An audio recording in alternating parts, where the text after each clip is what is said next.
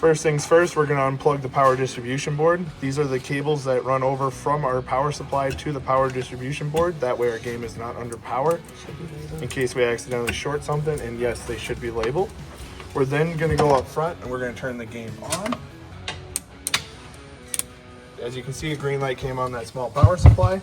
Tori, can you show me your settings there, please? So, we're going to take our multimeter and we're going to turn it over to DC, and it's going to be set to less than the value that we need to read, which we're going to read the 5 and 12 volt first, so we're going to turn that to 20. And then Tori is going to show us how to test the 5 and 12 volt, which first is the 5 volt line.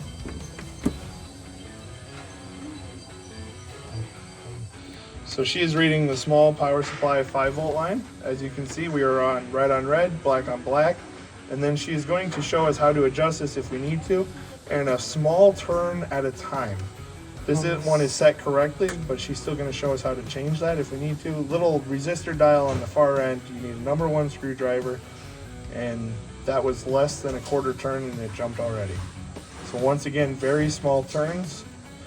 This sets the 12 volt with the 5 volt, so we can check the 12 volt line as well. Once she readjusts us back to 525.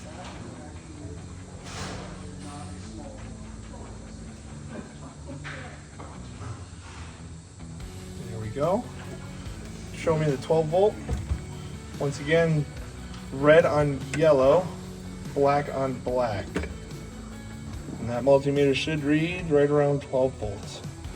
Perfect. Now we're going to jump down to the 50 volt system. The resistor dial is a white dial vertically right below the green light. And then if you notice on the multimeter, we turn that up to 200 because this is a 50 volt power supply. She's popping the protection off the front. And then from the front there, she's sticking her lugs black on black, red on orange, and a tested power supply is coming out at 50.1. And that is how we're going to test our power supply. Once again, if she needs to adjust that, there is a dial right below the green light, and you can give that just a small turn at a time. And that is how we're testing our power supply.